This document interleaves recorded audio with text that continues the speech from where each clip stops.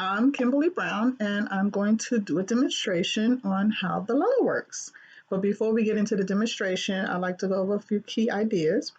The inhaling process, the exhaling process, lung capacity, the effect of asthma on the lungs, medical and nursing management priorities, patient education, and community resources.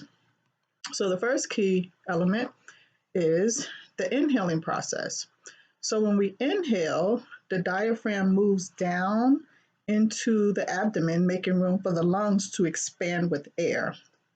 Inhaling causes diaphragm to move down, which causes negative pressure in the lungs so that they will expand.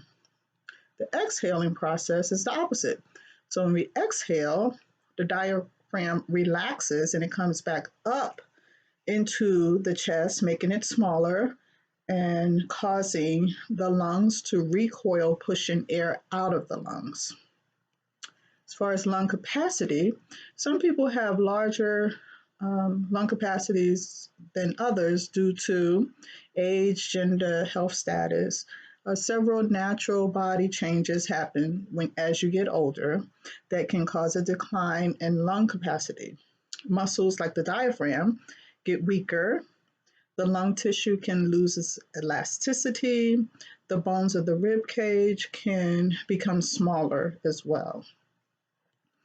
Asthma affects the lungs where it can increase airway resistance. Airway resistance is primarily affected by changes in the diameter of the airways. A patient with acute asthma attacks, they have narrow airways due to scarring,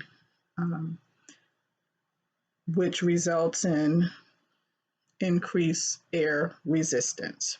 The smaller the size of the diameter, the more difficult it is to get air into the lungs.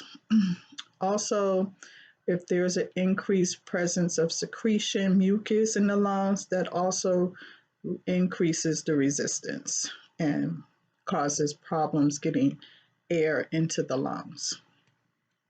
As far as medical and nursing management priorities, nursing management priorities for asthma exacerbation are first to keep the patient calm so that they don't panic.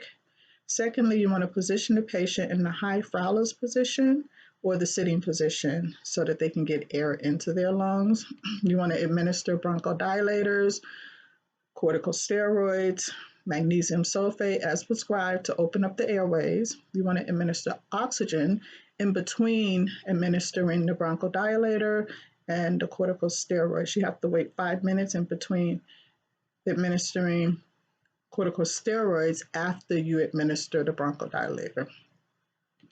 The nurse, the nurse should stay with the patient, not leave the patient, because you want to keep the patient calm. You don't want them to get all upset and panic. So stay with the patient. You want to monitor any color. If they have sputum, the color, the amount of sputum, the consistency. You want to go ahead and monitor their skin color and obtain peak flow readings to see where they're at, how their asthma is being controlled. As far as patient education, vital information to teach patients about asthma is to have them make sure that their inhaler is always with them, that it's not expired and is working properly and they know how to use it properly. They want to keep their prescription up to date. They want to make sure they understand what their triggers are. They want to try to identify and avoid the triggers. Some triggers that can trigger asthma attack is dust, smoke from the fireplace, mold, so on. Weather changes, that type of thing. So patients should know their triggers so that they could avoid those triggers as much as possible. As far as community resources, there's a community resource directory for Arizona, and it consists of about 10 pages. The directory have various resources for asthma and lung health within the community. One of the the resources in that list is the Breathe Mobile. The Phoenix Children's Hospital, they sponsor the mobile asthma clinic called the Breathe Mobile. And it provides screening, diagnosis, treatment, and education for low income and underinsured children. Banner Health also sponsors support groups for any age child or teenager with asthma. So now that we've gone through that, it looks like my time is pretty good. So I'll go ahead and do my demonstration, how the lung works. So this is my diaphragm, the two balloons are the lungs. This is the airway, the nose or the nostrils or the mouth. And so when the diaphragm is relaxed, the lungs are small.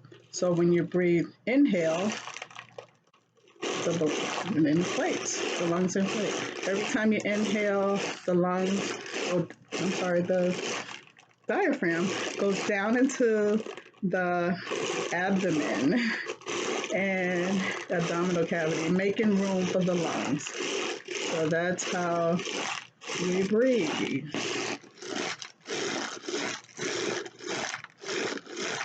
Thank you.